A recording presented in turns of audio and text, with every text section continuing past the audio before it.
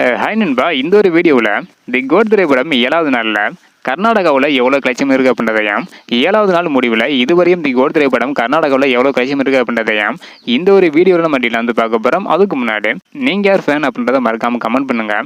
அப்படியே இன்னும் நம்ம சேனலை சப்ஸ்கிரைப் பண்ணாமல் இருந்தீங்கன்னா மறக்காமல் பண்ணிக்கோங்க. ஓகே அன்பா, வாங்க நைக்கான வீடியோக்குள்ளே போகலாம். ஓகே அன்பா, 7வது நாளில் கர்நாடகாவில் எவ்வளோ கலெக்ஷன் இருக்குது அப்படின்றத பார்க்குறதுக்கு முன்னாடி இதுக்கு முன்னாடி வந்து பார்த்தீங்கன்னா தமிழ்நாடு மற்றும் கேரளாவில் 7வது நாள் முடிவில் இதுவரையும் எவ்வளோ கலெக்ஷன் இருக்குது அப்படின்றதுக்கான வீடியோ நம்ம சேனலில் போட்டிருக்கிறோம். பார்க்கலாம் அப்படின்னா மறக்காமல் செக் பண்ணி பாருங்க.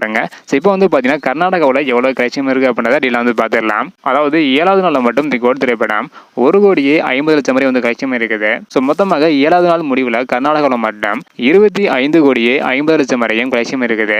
ஸோ அடுத்தடுத்து எவ்வளோ கலெக்ஷன் பண்ணுது அப்படின்றத வெயிட் பண்ணி பார்க்கலாம். ஓகே அன்பா, நீங்கள் சொல்லுங்கள், கர்நாடகாவில் தி கோட் திரைப்படம் இதுவரையும் 25,50,00,000 வரை கலெக்ஷன் இருக்குது.